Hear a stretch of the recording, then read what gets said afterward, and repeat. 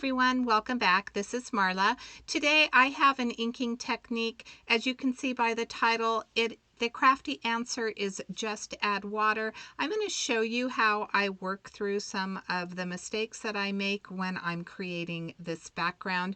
I'll be using Scrappy Tail Crafts Egg Carton Chicks, the add-on, and then I'm also going to be using the 6x8 Easter egg stencil. This is a 4-layering stencil. I am actually going to use these layers a little bit differently. As you can see, there are 2 layers for the eggs, and then there are 4 different patterns for the eggs, so it will give you a 2-layer on each of the eggs.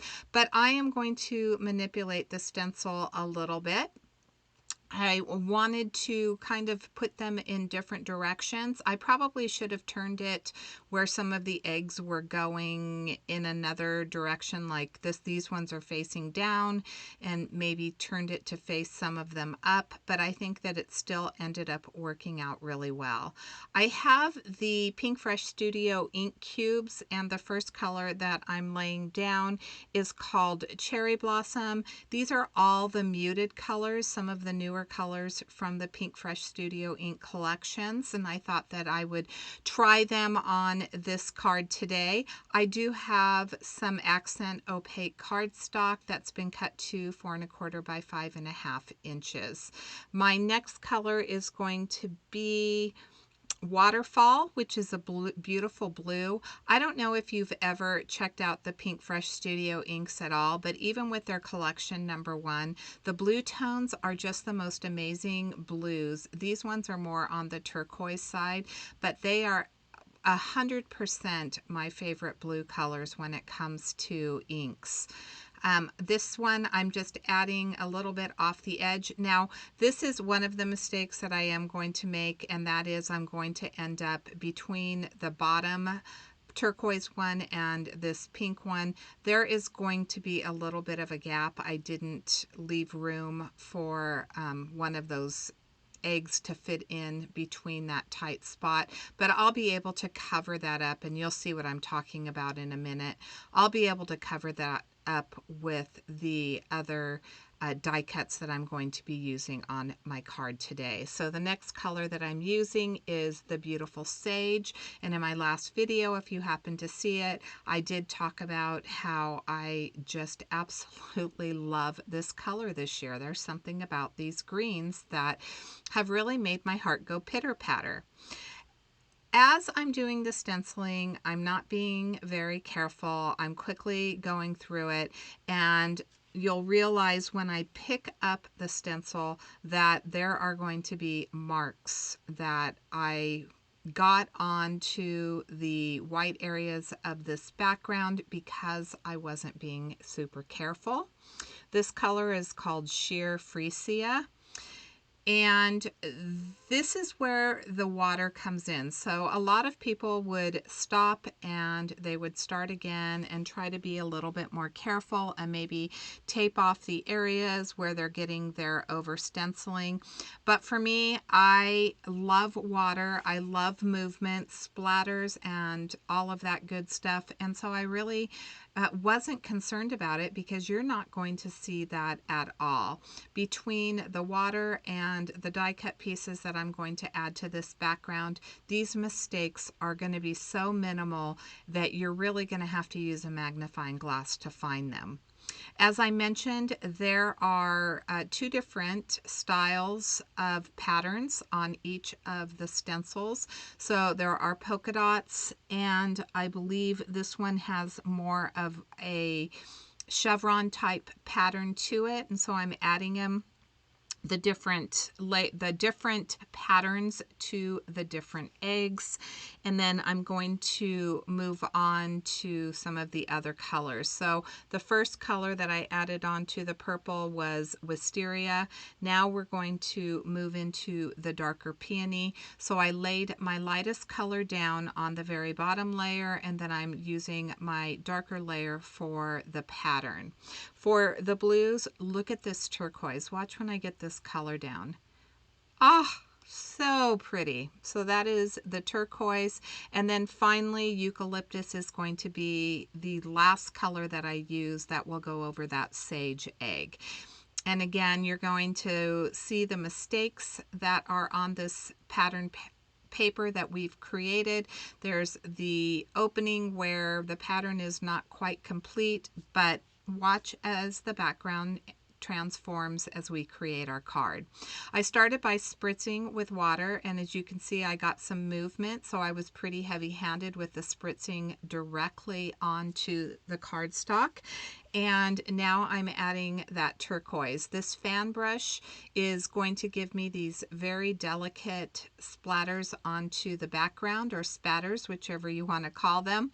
And the water is going to help move them a little bit. Now we're moving on to the peony. I'm going to do the same thing, just using that fan brush. That paper has not been dried yet. And finally, I will finish this off with the eucalyptus.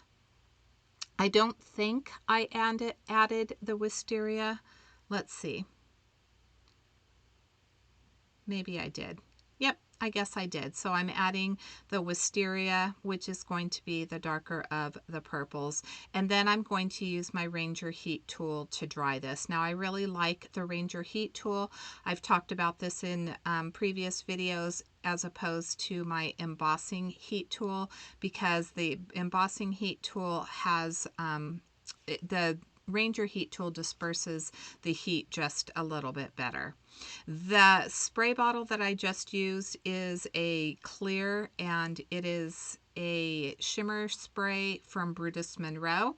You're not going to see a whole lot of it as I do this drawing, but as I bring it up, I'll tilt it, and there you go. There you can see the beautiful shimmer that I was able to get in that background.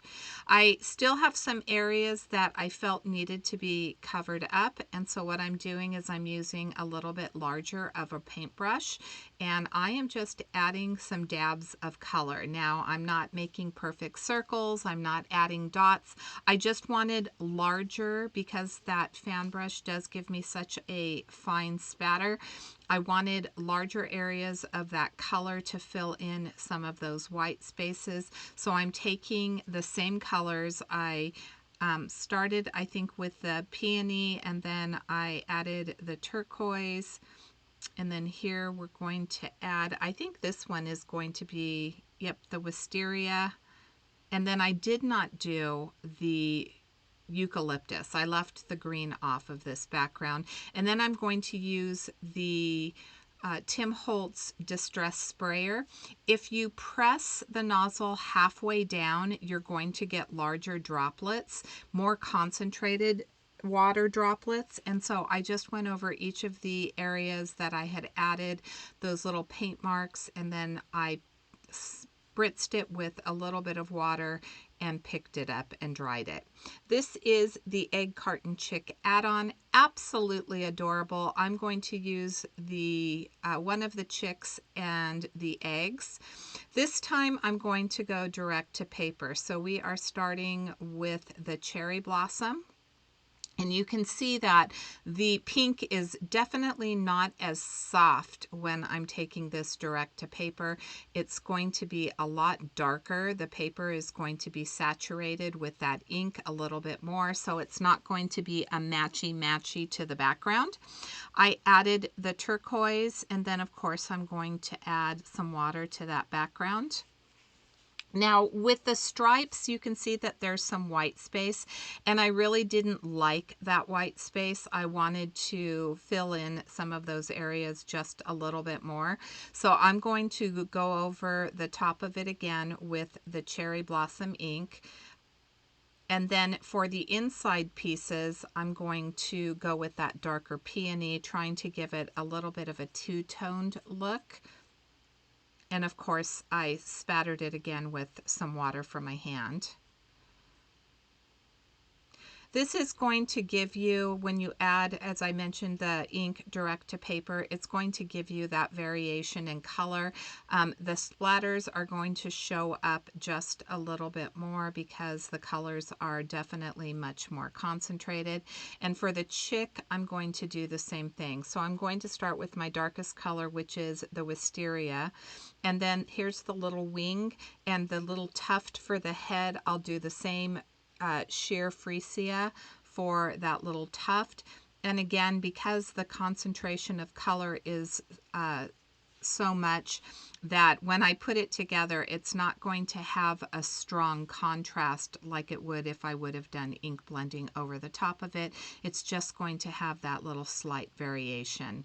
When I put this together, I do end up putting that little wing and the tuft off camera onto the chick. I did add a piece of foam tape behind the wing to give it a little bit of dimension. And there you can see it's put together. And then I'm going to add the sage to this egg.